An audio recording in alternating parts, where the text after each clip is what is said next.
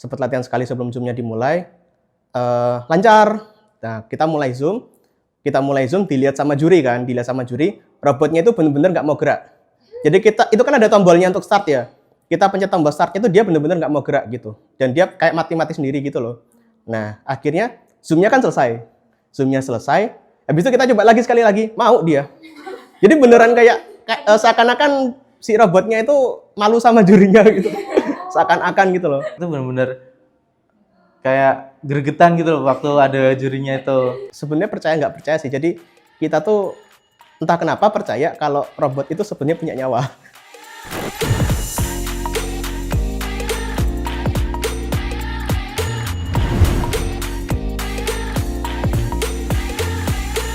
Selamat siang, perkenalkan nama saya Raden Imam Budi Prasetya. Saya saat ini jabatannya sebagai anggota pasif dari Elektro Angkatan 21. Oke, nama saya Hidan Nur Wahid.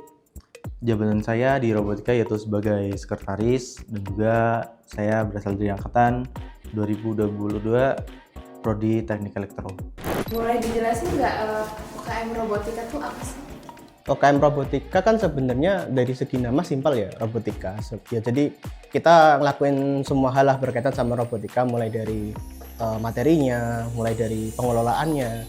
Jadi di robotika itu kan sebenarnya itu teknis ya. Jadi kita lakukan hal-hal teknis untuk robotika kayak pembuatan robot, penelitian. Tapi ada juga hal-hal non teknis kayak manajemen, terus ada sponsorship. Itu kita juga mengelola. Jadi sebenarnya bukan tipikal UKM yang benar-benar teknis ke robotika, tapi kita aja juga non teknis. Makanya anggota kita nggak mesti dari prodi-prodi teknik, ada juga ya non teknik gitu. Oke, jadi UKM robotika itu UKM yang menampung, menyalurkan dan mengapresiasi minat dan bakat mahasiswa UTY khususnya pada bidang robotika. Kalau misalnya akuntansi masuk boleh Pak? Boleh, pernah ada akuntansi, manajemen pernah ada, psikologi pernah ada juga, ilkom ada. Boleh nggak diceritain proyek robot yang udah dibikin sama Mas Hidayat ini? Yang paling berkesan menurut Mas Hidayat? Kalau proyek robot itu yang paling berkesan tentunya proyek yang saya handle sebelumnya, yaitu robot bawah air. Sebenarnya robotika proyeknya variatif ya, jadi setiap proyek yang kita anggap itu kita belum pernah ngelakuin pasti berkesan sih. Cuman sejauh ini kalau aku pribadi ada 2 proyek yang paling berkesan. Yang pertama ketika kontes robot terbang Indonesia, itu aku ikut yang tahun 2024, yang tahun kemarin. Itu berkesannya karena itu pertama kalinya aku ikut lomba robot yang skala nasional.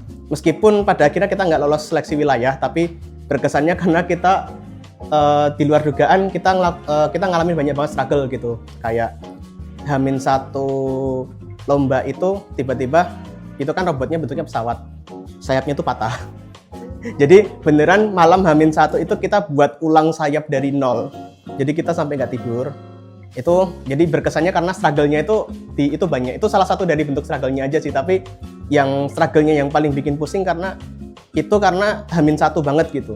Itu paling berkesan karena di situ saya merasa kerja sama tim yang dari yang kita nggak tahu apa-apa, terus saling melengkapi juga, bagaimana kita nyari solusi atas permasalahan yang sebelumnya kita belum pernah hadapi, bahkan belum pernah kita pelajari di dunia perkuliahan gitu.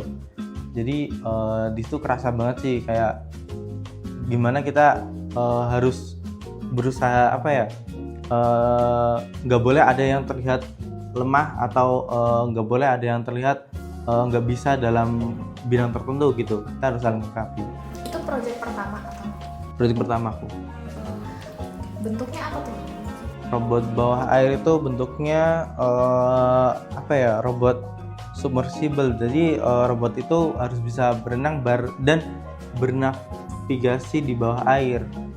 Jadi nanti si robot itu akan diberi rintangan seperti kayak gawang gitu di bawah air. Jadi dia harus menghampiri gawang itu dan melewati rintangan. Juga ada rintangan lain kayak mungkin tong atau misi lain kayak menjatuhkan bola di dalam air gitu. Berarti menghindari rintangan-rintangan itu Iya. ada.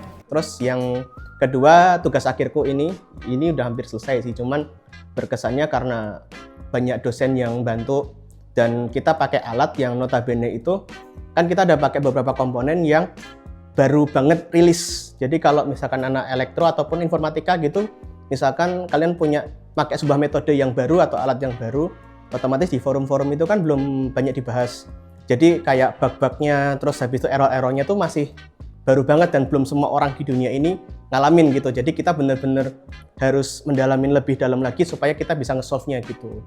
Sama yang ketiga sebenarnya ada satu lagi, tapi ini sebenarnya bukan kegiatannya robotika, tapi aku ikut mewakili robotika di kemarin PIMNAS. Kemarin jadi sebagai mewakili robotika, tapi kemarin aku sama anak-anak PIMNAS itu kan cuman aku sendiri yang dari robotika. Cuman aku di PIMNAS itu berkontribusi dalam halnya itu bidang keilmuannya tuh sebagai anggota robotika gitu. Kalau yang proyek akhirnya tadi apa bentuknya? Itu. Oh, itu. Ya ini kemarin kalian bawa kan, ya ini proyek akhirnya. Tantangan paling sulit pas lagi ngerjain proyek robot big team. Nah, kalau tantangan paling sulit itu malah jatuh pas ini robot racing plan. Jadi tantangan paling sulit itu soalnya waktu robot racing plan itu kan kita harapannya gede kan buat lolos ke tahap selanjutnya gitu. Nah, tapi waktu itu kita kan sempat melakukan beberapa kali percobaan, tapi di beberapa kali percobaan itu kita gagal terus. Nah, terus kan gimana caranya? Kan kalau misal racing plan kan kalau misal mendarat gagal kan hancur. Jadi di hari mepet H-1 lomba seleksi lomba itu kondisi pesawat itu harus dibikin ulang. Jadi benar-benar untung ada teman kami atau yang sekarang jadi ketua UKM robotika itu dia emang terampil banget buat bikin pesawat. Jadi dalam semalam itu harus bikin pesawat yang jadi dan perhitungannya harus tepat gitu. Jadi pas seleksi waktu itu alhamdulillahnya pesawatnya itu bisa terbang dan tapi masih belum rezeki buat lolos sih. Part tersulit itu adalah bagaimana caranya kita ngilangin mager sih. Jadi tapi bener sih, tapi biasanya tuh kita tuh kalau udah ngilangin mager itu pasti udah kayak apa ya, in zone gitu, kayak bakal ngalir aja gitu loh. Cuman sebelum bisa ngalir itu pasti kan ada fase magernya, itu susah banget ngilanginnya gitu. Untuk mulainya susah banget, tapi kalau udah ngalir gitu, bahkan kayak ada struggle kayak kemarin yang KRT itu, meskipun kita kayaknya struggle banget gitu lah, susah gitu kalau misalkan H-1 tiba-tiba saknya patah, tapi kita ngerasanya karena kita ngalir jadi kayak responnya lebih cepat gitu, kayak oh ada kesalahan, sayapnya patah, berarti kayak pulang-pulang dari tempat tes kita langsung perbaikin gitu. Meskipun pada akhirnya capek, tapi kayak nggak kerasa gitu, lebih susah mulainya ketimbang ketika struggle-nya itu terjadi gitu loh. Mas ceritain dong momen paling nggak terlupakan pas lomba robot. Momen paling tak terlupakan itu Adi robot temen itu robot SAR. Dia robotnya itu harus mengevakuasi korban dummy yang seolah-olah itu dia korban gitu. Nah, waktu seleksi itu kan sebelumnya ada kayak checking dulu dari panitia gitu kan, baik itu penempatan kamera maupun apa aja yang harus ditunjukin ketika juri lihat gitu loh. Nah, waktu checking itu si robot itu bekerja dengan baik, jadi bisa jalan gitu. Nah, tapi waktu penjurian datang itu tiba-tiba robot itu ngambek, nggak bisa jalan, di start pun nggak mau jalan gitu. Nah, terus itu pun nggak terjadi sekali. Itu kan waktu penjurian itu sempat dua kali penjurian gitu kan. Nah, di dua-duanya sama, di checking itu lancar, pas dilihat jurinya itu ngambek. Itu benar-benar kayak gregetan gitu loh waktu ada jurinya itu. Nah, terus tapi ketika kan sesi berakhir gitu kan, terus kita coba start lagi, itu malah jalan pas jurinya itu udah keluar. Kalau berkesan yang pertama itu lomba pertamaku sebagai anggota robotika tuh di Bandung. Nama lombanya Teknojin yang ngadain Universitas Telkom University. Itu berkesan ya karena itu lomba aku pertama kali sebagai anak robotika. Jadi ya meskipun hasilnya kurang memuaskan, tapi maksudnya aku anak baru dan itu kan kondisinya kan pasca Covid ya. Dan robotika itu kan dia masih recover karena Covid itu kan dia merubah banyak hal. Jadi ya apa ya, nggak akan dilupain lah soalnya pengalamannya, evaluasinya banyak banget gitu. Sama yang kedua pasti PIMNAS sih, soalnya ya kita di UTY jarang masuk PIMNAS ya. Jadi kayak aku dikasih kesempatan masuk PIMNAS meskipun pada akhirnya timnya bukan sebagai tim robotika ya, tapi aku masuk ke situ sebagai orang yang membawa bidang keilmuan robotika dan sebagai anggota robotika ke situ tuh rasanya kayak ya nggak semua orang dapat kesempatan ini, jadi kayak bersyukur banget gitu. Itu kontes robot terbang KRTI ya. Kau pernah nggak kayak yang robot kayak gitu-gitu tiba-tiba robotnya pas lagi di arena atau apa gitu berhenti atau nggak berfungsi gitu? Sebenarnya ini suatu hal yang anak robotika tuh sebenarnya percaya nggak percaya sih. Jadi kita tuh entah kenapa percaya kalau robot itu sebenarnya punya nyawa. Jadi kayak kalau misalkan bener serius. Jadi ada cerita, tapi ini bukan timku, cuman waktu itu aku ada di situ. Tim dari kontes robot SAR KRSRI tahun 2024 kemarin. Dia itu robotnya ketika kita nyoba latihan ya, robotnya lancar, geraknya mulus. Nah habis itu kan kita sempat latihan sekali sebelum, waktu itu kan seleksi wilayah itu kan Zoom. Kita sempat latihan sekali sebelum Zoom-nya dimulai. Sempat latihan sekali sebelum Zoom-nya dimulai, lancar. Nah kita mulai Zoom, dilihat sama juri, robotnya itu benar-benar nggak mau gerak. Jadi itu kan ada tombolnya untuk start ya, kita pencet tombol startnya itu dia benar-benar nggak mau gerak gitu, dan dia kayak mati sendiri gitu loh. Nah akhirnya zoomnya selesai, habis itu kita coba lagi sekali lagi, mau dia. Jadi beneran kayak seakan-akan si robotnya itu malu sama jurinya gitu, seakan-akan gitu loh. Itu salah satu cerita aja sih, tapi entah kenapa sebagai anak robotika tuh merasa kayak kalau kita memperlakukan robot kita dengan baik gitu, nanti robotnya juga ngasih satu yang baik gitu. Tapi mungkin ilmiahnya ada ya, kayak mungkin kalau kita lebih tenang gitu, memperlakukan robot dengan lebih bagus gitu, mungkin kita bisa menghindari kesalahan-kesalahan mungkin ya. Tapi kepercayaan kita ya mungkin robot, secara sederhananya kita bisa bilang robot itu punya nyawa. Nanti kalau kayak kata Mas Imam, kayak katanya anak robotika percaya kalau misalnya robotnya tuh ada nyawanya sendiri gitu. Iya, jadi kita sering kayak namain robot kita gitu loh. Jadi kalau misal gimana ya, kalau misal kita berharap atau berdoa sebelum lomba itu kita nyebut namanya kayak jangan ngamuk dong ini gitu kan. Terus kebanyakan juga namain jangan cewek gitu. Soalnya beberapa robot yang dinamain cewek ngambek. Sebagai tim nih, lomba yang paling pasti atau pernah kayak juara atau apa yang bikin anak robotika tuh ini masterpiece-nya robotika banget nih gitu. Kalau sepanjang sejarah robotika itu 2019 kita ikut lomba yang diadain sama LAPAN, namanya Komurindo Combat. Jadi itu kayak lomba roket pemandu gitu. Kita 2019 itu juara 2, tapi itu masa sebelum aku masuk ya. Jadi itu alumni yang lomba gitu. Cuman selama periode aku jadi anggota robotika itu yang paling berkesan tuh ketika kita juara harapan 1 di lomba dalam rangka HUT TNI AD ke-50 kalau nggak salah. Tahun kemarin juga 2024 kita dapat juara harapan 1 dan itu terima kasih. Dan itu lombanya bukan antar mahasiswa tapi umum. Jadi kita tuh nggak ya mahasiswa ada, tapi lebih ke yang berat tuh kita ngelawan lembaga gitu ada. Ya. Ya, dan kita itu kan lombanya ada yang awalnya ada seleksinya dulu, baru nanti kalau lolos seleksi itu dipanggil ke Jakarta kan. Yang dipanggil ke Jakarta itu dari 81 tim dipanggil 6. Nah, kita masuk salah satu dari 6 itu dan satu-satunya universitas yang ke Jakarta. Yang lainnya lembaga ataupun toko-toko gitu. Gitu. Kalau lomba yang paling berkesan itu lomba itu nih sih, waktu ikut Festika. Iya di Pakuan gitu kan.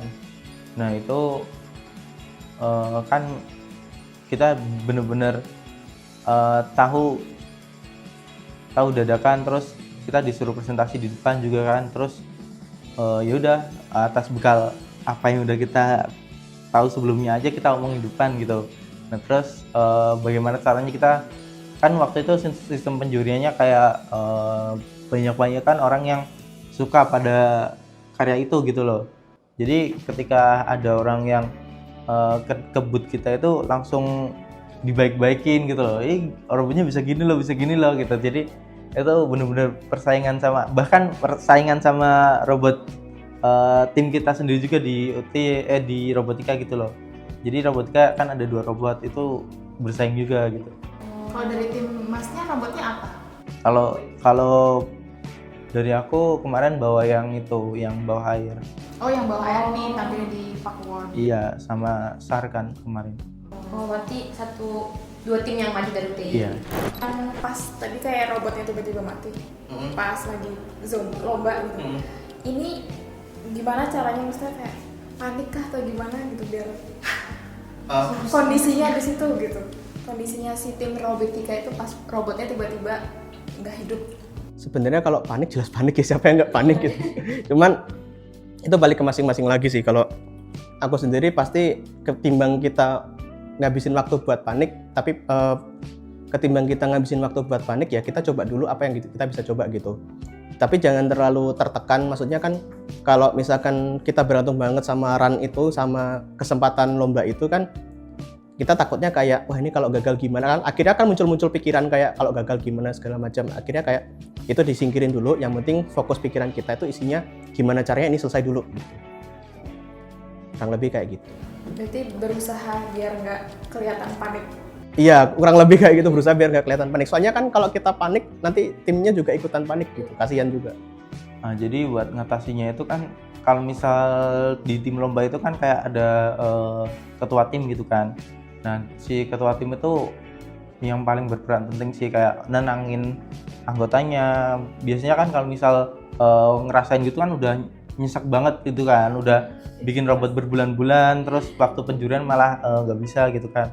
Nah, tapi untungnya kalau misal lomba gitu tuh penilaian itu nggak cuma waktu ada juri, tapi juga kayak video progresnya, laporan perkembangannya itu kan dinilai juga. Jadi dari situ peran ketua itu buat nenangin anggotanya, mungkin menghibur dengan nggak apa-apa kok, yang penting kita progresnya bagus, atau mungkin ya biasalah kalimat-kalimat menghibur waktu selesai gitu, kayak yang lain juga gini kok, si itu juga gitu, semua gitu.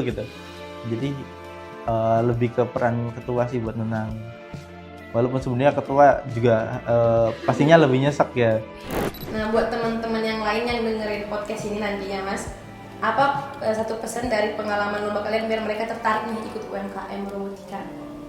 Aku nggak jago promosi ya, jadi tapi gini, aku bisa nyanyiin robotika itu kita bukan UKM yang tertutup. Jadi kamu dari prodi manapun mau belajar di teknisnya robotika ataupun mau belajar di non teknisnya robotika, itu kalian bisa mendaftar. Itu yang satu. Terus yang kedua itu kita bukan UKM yang eksklusif. Jadi kita punya ruangan di A02 di kampus 1. Itu kalian mau main, kalau misalkan tiba-tiba di dalamnya itu ada orang, kalian buka aja, kalian sapa, "Mas, boleh belajar nggak?" Itu nggak apa-apa banget. Kita malah suka kalau ada yang main gitu loh. Cuman jangan ngerusak. Mohon maaf. Cuman jangan ngerusak. Cuman gini, maksudnya kan kadang sering ada feedback ke aku gitu kayak, "Kak, kita boleh main ke tempatnya robotika nggak sih?" Lah, nggak ada yang larang, boleh-boleh aja gitu.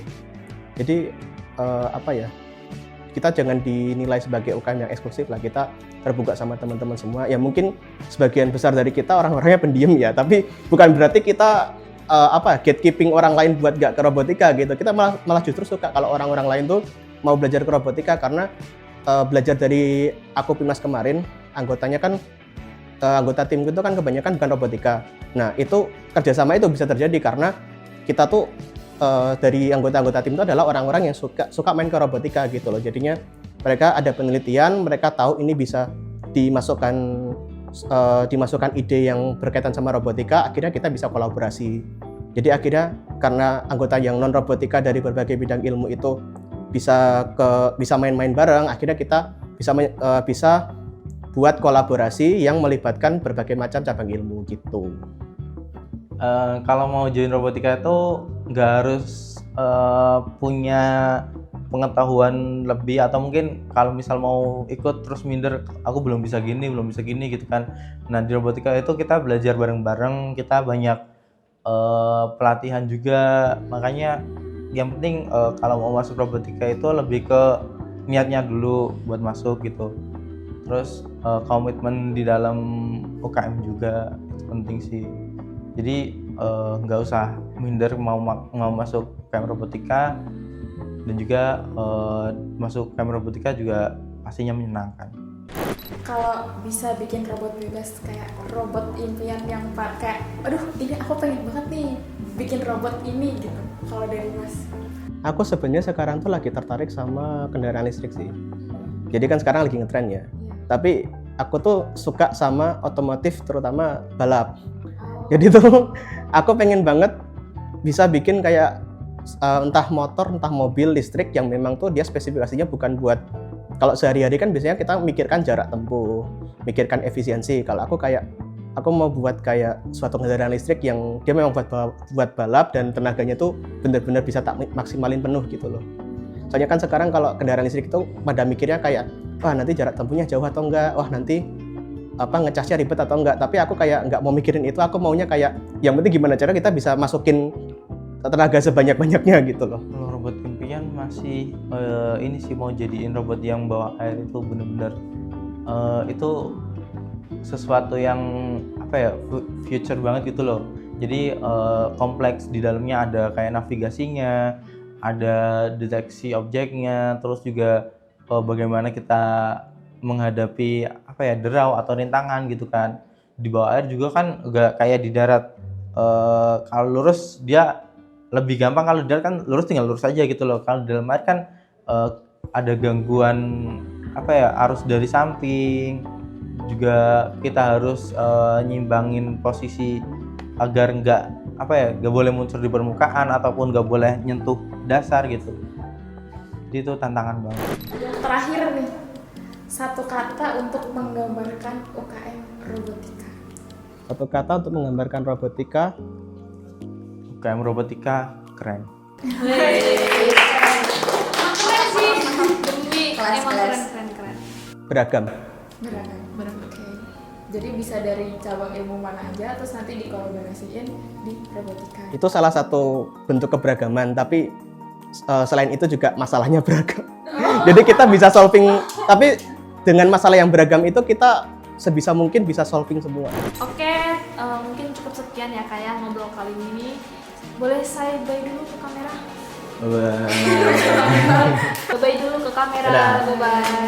Thank you Thank you, Kak. Kak. Hai Mas.